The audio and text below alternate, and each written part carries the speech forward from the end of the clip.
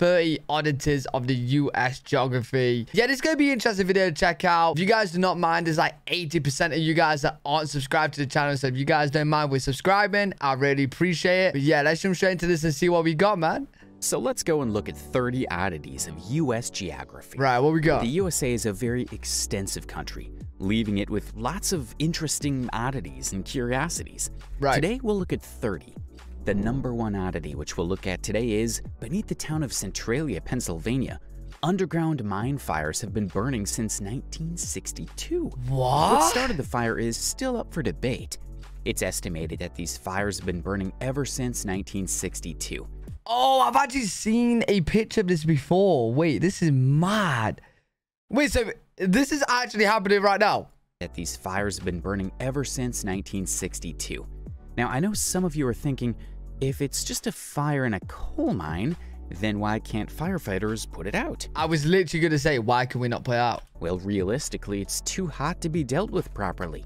And at its current rate, it'll most likely be burning for at least another 250 years. Oddity number 2, Point Roberts, Washington. This part of Canada here, called the Tawasin Peninsula, is mostly all Canadian territory, except for this part, Point Roberts, which belongs to the state of Washington. Okay. But why? Well, this situation actually dates back to when the Oregon Territory and Canada were in dispute. There was even talk of going to war, but cooler heads prevailed, and a treaty settled the matter. Honestly, it just seems like one of these cases where you just say, here, Canada, take it. But a treaty is a treaty. The third oddity is a place called the Northwest Angle, which is part of Minnesota, but is separated by a lake. When looking at the outline of Minnesota, you can see this little part on top here called the Northwest Angle. Oh, that's so weird. The same thing here. Why is this part of the USA? It's not as if it's rich in anything. Wait, so you're telling me, USA, Northwest. You're telling me, right, you've got Minnesota, boom, boom, boom, boom, boom, boom, boom, right? Then Canada, this, and then you got a lake, right? It would be perfect sense this is Canada, right? No, not in US's books. This is Minnesota, right? What? Angle. But we're all thinking the same thing. Maybe they wanted to delay. Why is this part of the USA? It's not as if it's rich in anything, but here's why it is. It all started with the Treaty of Paris, ending in the American Revolution. The USA was then gifted with Northwest Territory. Now, not the Canadian Northwest Territory, this one. It was a huge chunk of land, which was ready to be carved into multiple new states. Right. It was originally intended to hit the northwesternmost part until it hit the Mississippi River, but the base of the river was further south than Lake of the Woods, making this impossible. This shockingly resulted in a small notch of land being included in U.S. territory, Northwest Angle, Minnesota. The next oddity which we'll look at is the Mississippi River, being in several states. With a name like the Mississippi River, you would expect it to be in Mississippi alone, right? Wrong. Oh, wait. With it being called Mississippi River, right? I would expect, like, the majority being Mississippi. The river actually passes through or borders the following states: Minnesota, Wisconsin, Iowa, Illinois, Missouri, Kentucky, Tennessee, Arkansas, Mississippi, and Louisiana. Whoa, wait. It goes through all of those states? I didn't realize it was that big. I actually didn't realize. Wait, why Mississippi then? Why actually Mississippi? So like many people would think that the Mississippi River flows in just Mississippi, they would be thinking wrong. Why is it called that? Another American oddity is about the Kentucky Bend in Kentucky. The Kentucky Bend is an oddity by the previously discussed Mississippi River. This is the westernmost point of Kentucky, bordered to the north by Missouri and to the south by Tennessee. The boundary between Kentucky and Tennessee was intended to be a horizontal east to west line that ended at the Mississippi River. Right. The land north of the line and east of the river was to belong to Kentucky, while the land south of the line and east of the river was to belong to Tennessee. Meanwhile, Missouri owned the land on the western side of the river. When surveyors officially decided to mark out the borders of the river, they found out about bends in the river causing major problems and issues. Since the land inside the bend was north of the line and east of the Mississippi River, it belonged to Kentucky, but was cut off from the rest of the state because some land on the other side of the river belonged to Missouri, dripped down below the line. According to the 2010 census, only 18 people live here. Oh, really? Next, we'll investigate the Southwick Jog between That seemed like quite big for just 18 people. Connecticut and Massachusetts. If you look at the border between these two states, it looks like a perfectly straight line. However, if you look closely, you can see that there's this little notch that juts out here known as the Southwick Jog. This actually dates back to the 1700s, when colonial borders still existed and were still being fought over. The land inside of this jog was given to Massachusetts to finish a very long series of surveying disputes. At this point, I feel like America just really likes making these like quirky kind of like areas where they've just claimed that little bit. Like, oh, we're gonna go straight. You know what? We're gonna claim that little bit right there. Claim this. I feel like America just likes that. Given to Massachusetts, and to this day, people from Connecticut are still not happy about it. In Connecticut, you can even buy Take Back the Notch merchandise. No way. The next one, which will look... Wait, if you're from Connecticut, you guys gotta let me know in the comment section. How do you feel about that? That is over by the Atlantic Ocean and is known as the Delmarva Peninsula. The name comes from the fact that 3 states own pieces of it: Delaware, Maryland, and Virginia. But you may question, why exactly did 3 states want to own a piece of this land? Well, for starters, this peninsula had over 2,400 miles of coastline. Many people would see this as a good thing, and rightfully so, as there are factors to it such as lots of access to fishing and boat access. Much of this 6,000 square miles of land is also fertile for agriculture. Although with such complicated borders, there have been multiple disagreements between the 3 states. And to try and solve this problem, the residents of Delmarva have tried multiple times to become an independent state. Oh, no way. 1833, 1835, 1852, and much more recently in 1998, although they have... this is kind of a big... What happened in this gap? Was it just like, oh, we tried enough times, screw it. And then some random person was like, you know what? Let's try again, man. Failed each time. The residents of this place, however, think of it as an unofficially independent state, and even go as far as calling the residents of the main 3 parts of the states mainlanders. Next, we'll look at the 12-mile... Bro, mainlanders sound like some, you know, like survival TV show or something like that, bro. In Delaware, looking at a map of Landers. Next, we'll look at the 12-mile circle in Delaware. Looking at a map of Delaware, we can see that they have what no other state has. This little rounded bit here at the top. Oh wait, is that their border? The roots of this place go back to 1682, when Delaware had become an independent state. This is also when the Duke of York awarded the new state to William Penn, who already had control over the adjacent peninsula. The Duke decided the new colony's territory should be an arc with a 12-mile radius drawn from the courthouse in the town of Newcastle on the Delaware River. Wait, yeah, so the circle part is actually the border, isn't it? No way.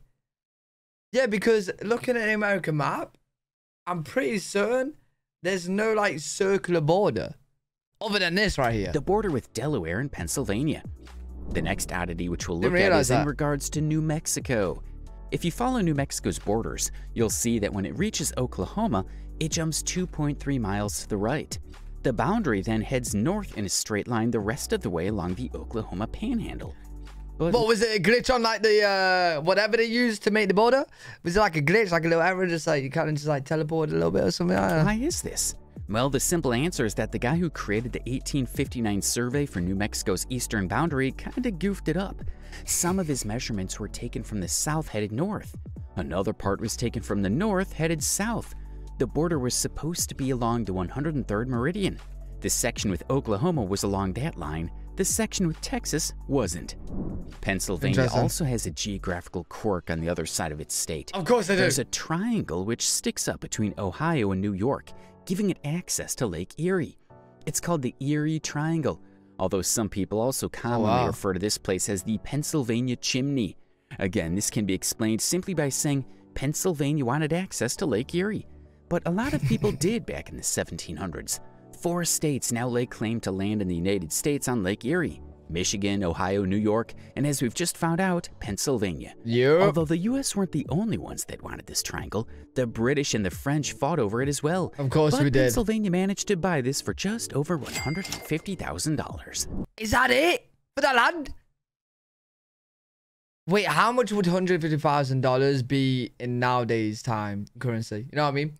But yo, no, 150 grand for that land? Yo, imagine that now. The 11th oddity of this video also has Lake Erie as an answer, with the question involving the Upper Peninsula of Michigan.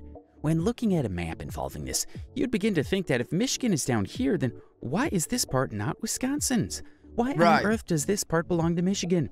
This all started in 1835. Wait, it might be connected. Is this part connected? No, it's not, is it? There's a bridge and that's it. Interesting. Why on earth does this part belong to Michigan? This all started in 1835 when Michigan applied for statehood and tried to lay claim to a strip of land near this part of Toledo, Ohio. But Ohio was not having it. They needed that bit of land for access to Lake Erie.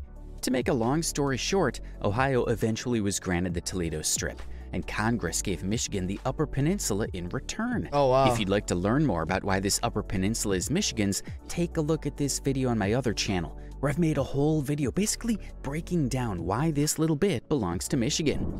The next one, which we'll investigate, is about the southwest corner of Alabama, known as the state's foot. The origins of this rectangle began in 1719, when the French, who controlled Mobile Bay, and the Spanish, who You know what, bro? I gotta pause it a second because the last point, you know, like with the states having other states kind of like land and stuff, it's got me thinking, bro. And I was thinking, right, this won't happen, but let's say it did. What would happen in America if one state wanted a piece of land back from the other state that badly they went to war?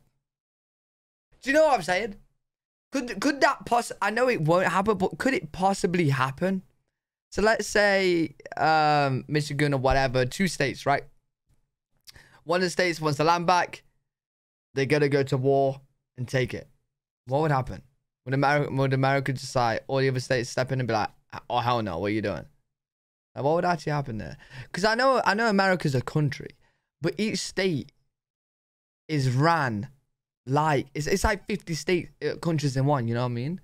I know, interesting. It'd be interesting to see the comments on that. I have no clue what would happen, especially not being from America. Zero clue at all. But it's an interesting thought. Began in 1719, when the French, who controlled Mobile Bay, and the Spanish, who oversaw what is now the Florida Panhandle, agreed to make the Perdido River between Mobile and Pensacola the border between their territories.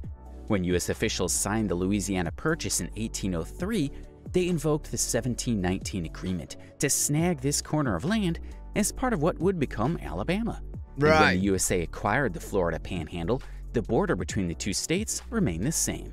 Next, we move on to this next oddity, which is another one related to borders and funny shapes. There's so many idiots, just snatching little pieces here and there. This time it's the Missouri boot heel. It sticks out of this southeast corner of Missouri and into the northeast quadrant of Arkansas. The credit for the boot heel apparently goes to this guy, John Hardiman Walker, an influential landowner in southeastern Missouri. In 1818, officials in the Missouri Territory petitioned Congress to form a new state. They asked for their borders to be quite south, but not as south as they expected. But they realized if they kept it there, that would put them under jurisdiction of the Arkansas territorial government. Right. So they asked for some additions that would make the state a whole lot bigger.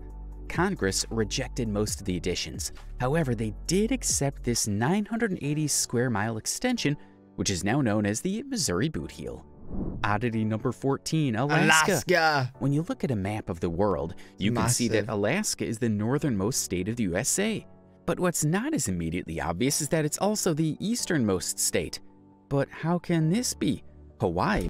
Wait, what? Alaska is the northernmost state of the USA. But what's not as immediately obvious is that it's also the easternmost state. But how can this be? What? Hawaii must be more eastern than Alaska, right? Wrong. Wait, what do you mean? Am I tripping? They're on the west. What do you mean eastern? North, east, south, west. Yeah. Wait, what? Wrong, as Alaska is home to the Aleutian Islands. They extend so far east that they extend from the west all the way to the eastern hemisphere. The next weird feature of the USA is that in the winter... Yo, am I tripping? Am I actually tripping? How is that eastern, bro? East is here. when you say that you're East Coast USA, you're this side, right? And then West Coast is this side. So how on earth is Alaska? Bro, what? What? Oh, is it because this is East? Oh, I don't know. This is confusing, bro. All the way to the Eastern Hemisphere. Bro, what? The next weird feature of the USA is that in the wintertime, you can walk all the way from the USA to Russia. Oh, this is so cool. They look so far apart from each other. Yeah, when you're looking at the map like this, you forget, bro. But it's actually mad. I've seen this already. America is so close to Russia, it's actually mental. Well, they would be if Alaska didn't exist. Mad. This state is really close to Russia. And if it's cold enough, the water will freeze, allowing one to walk from the USA to Russia. Although Russia has the area heavily guarded, so it isn't as simple as it sounds. The next one which we'll investigate is the mysterious uninhabited point, which is called Elm Point in Minnesota. This is actually not too far from another, more famous oddity, the Northwest Angle. No one really knows for sure how this came to be Minnesota's. After all, it's just an uninhabited place, with nothing really special to offer. Right. It does appear to have some significance, as it has its own dedicated Wikipedia page and has pretty high rankings on Google Maps. It's pretty cool. It only really has Elmo Point because it's on the 49th parallel, the border between Canada and the USA. The next oddity which we'll investigate is the Four Corners Monument. The Four Corners Monument is a monument which was dedicated to a border between 4 states in the US: Arizona, Colorado, New Mexico, and Utah. You may not think this is anything out of the ordinary at first, but it is if you realize all the other states have borders with wiggly lines and zigzags and all. Yeah, this is cool. So could I go to that point there, do a starfish, and I'm in all 4 states? Would that actually be like happen, or is it a little bit off? Sorts. You begin to think, how did these 4 states end up having a perfectly straight border? Oh, is that actually perfect? 2 states couldn't. Well, for a simple answer, this clean intersection came to be when Congress created new territories to discourage people from aligning with the Confederacy during the Civil War. Another one is about the Florida Panhandle. When most people envision Florida, they envision mostly this bit, with major cities like Tampa, Orlando, and Miami. Right. But what most people don't realize is that Florida also has this panhandle here. But why? Well, to put in a simplified answer, Spain lost interest in that bit of the United States. So Spain simply said, here you go, and handed it over. And without war or any disagreements, they gave this to Florida. No way. Oddity number 19 is about the apparent micronations that exist within the USA. Ones exist like Malaysia, Zagistan, and Talassa. These micronations do have reasons to believe why they're independent. Malaysia and Zagistan have their own capital cities, their own heads of government, and some of these micronations even go as far as having their own currencies. What? And these are in America? Wait, I'm confused. Wait, what? Wait, since when? Micronations that exist within the USA. Ones exist like Malaysia, Zagistan, and Talassa. These micronations do have reasons to believe why they're independent. Independent sovereign nation, and beyond this point, you are no longer, what? And this is in America? What? Malaysia and Zagistan have their own capital cities, their own heads of government, and some of these micronations even go as far as having their own currencies. Other examples of micronations in the US are the Conch Republic. The Conch Republic was established in 1982 in Key West, Florida, as a